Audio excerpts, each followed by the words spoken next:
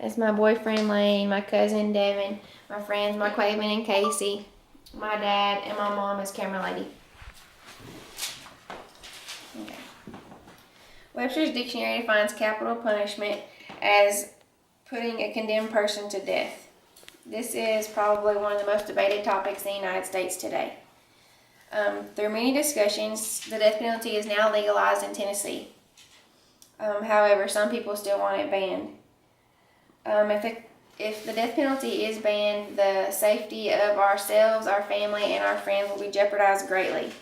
I've always been for the death penalty, and after conducting further research, I'm even more sure than my position than I was before. There is no problem with the death penalty in Tennessee, and to ensure our safety, it should be kept in place. Many people form opinions about the morality of the death penalty without understanding the real problem at hand.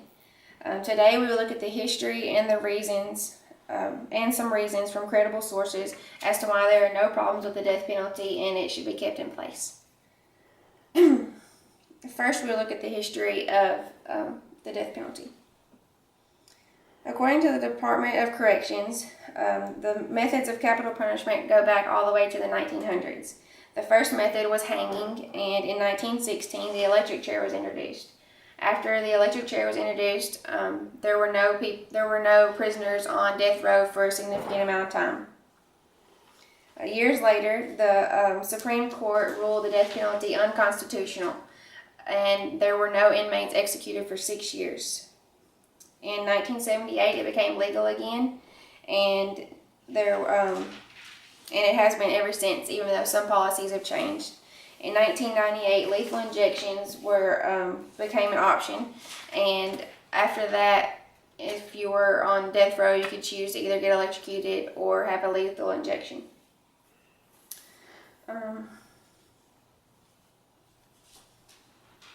After seeing the overview of the continuous debate of the death penalty in previous years, I feel it is safe to say the death penalty should stay in place in every state, and I'm obviously not the only one who agrees.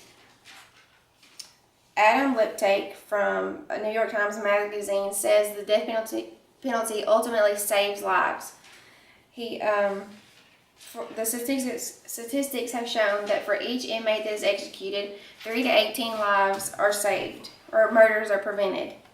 3 to 18 people, that is a family, and a family that could have been killed or murdered because of protecting one inmate or criminal.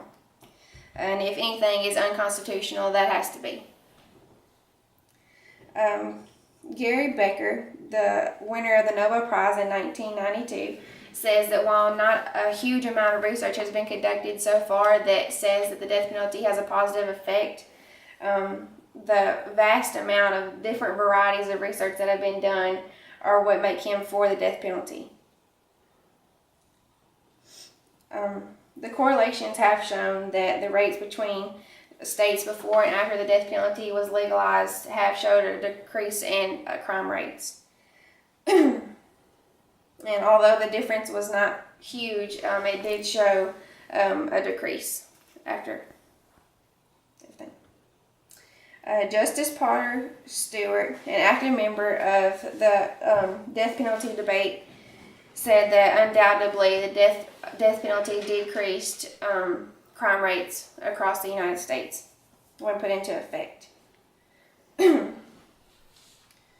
As my research has shown, the death penalty has had a positive effect on Tennessee, and regulations should not be changed or halted.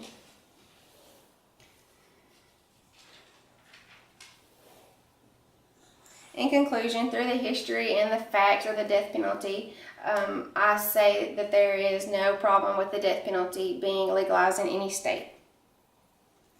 As a Tennessean, we're talking about the safety of our lives here, not just another government law. I hope that after hearing the evidence I have presented today, you all have a better understanding of the stability the death penalty provides to us in our daily lives. Thank you. And these are my sources, or my visuals.